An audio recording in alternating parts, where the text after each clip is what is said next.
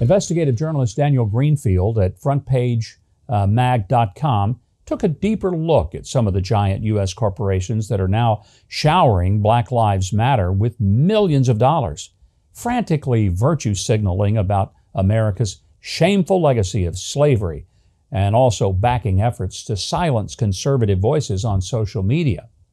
He asked why so many of these uber-woke corporations are making their profits off of actual slavery.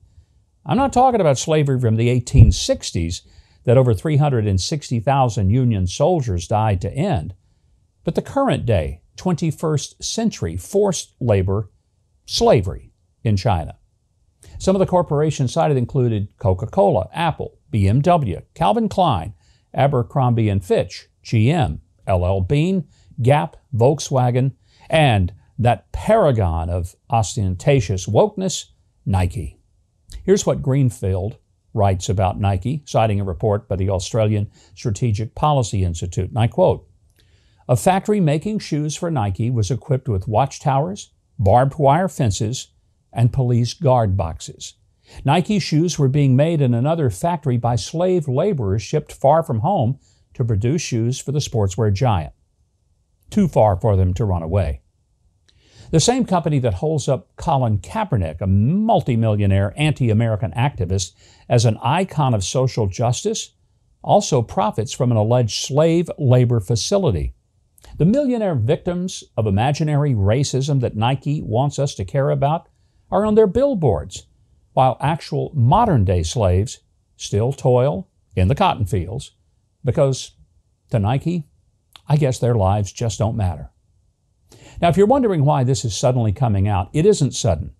You just weren't being told about it until now. The bipartisan Congressional Executive Commission on China, whose members range from Senator Marco Rubio to Senator Dianne Feinstein, released a report on forced labor in China all the way back in March. But at least this is finally getting a little bit of media attention. But why have the media buried this story for so long while they hyperventilate over America's long-banished era of slavery from the century before last? Greenfield believes it's because it makes their big pocket advertisers look bad. I would add that there is also a tangled web of profits and ownership connecting news outlets and sports franchises to big media companies, Chinese investors, and reliance on both Chinese labor and the Chinese market. To put it bluntly, they've sold their souls to China. So the media continue to ignore real issues and real systemic human rights violations in order to keep the narrative that America is the worst country on planet Earth and its history is written in blood and tears and that we have nothing to be proud of. And their lies are causing incredible damage to our culture and society.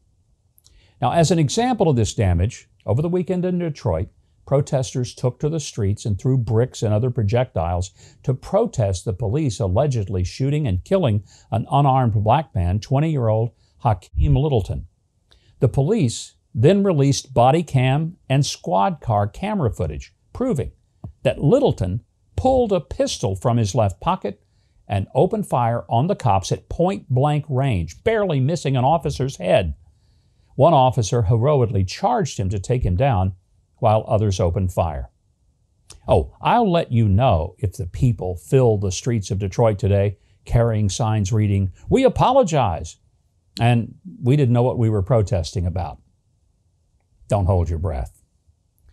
African-American civil rights attorney and longtime Democrat Leo Terrell, appearing on Mark Levin's show over the weekend, announced that after watching the Democrats' failure to deal with rioting, looting, and murder, and the disingenuous of Black Lives Matter, he can no longer stay quiet.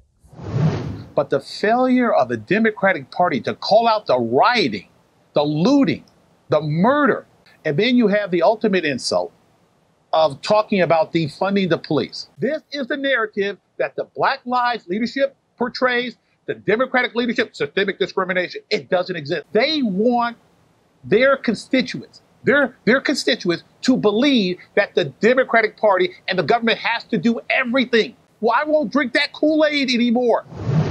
It's very ironic that the media and Democrats would vilify America while covering for China, where any criticism of that nation's government, history, and culture would be ruthlessly and violently suppressed. Well, if you enjoyed the video, please consider subscribing to the channel below and clicking the notification bell.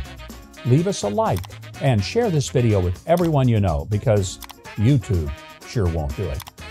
And if you want more of my news analysis and commentary, sign up for my newsletter at MikeHuckabee.com. It's completely free. That's a pretty good price. Well, that's it for this edition of The Breakdown. I'm Mike Huckabee.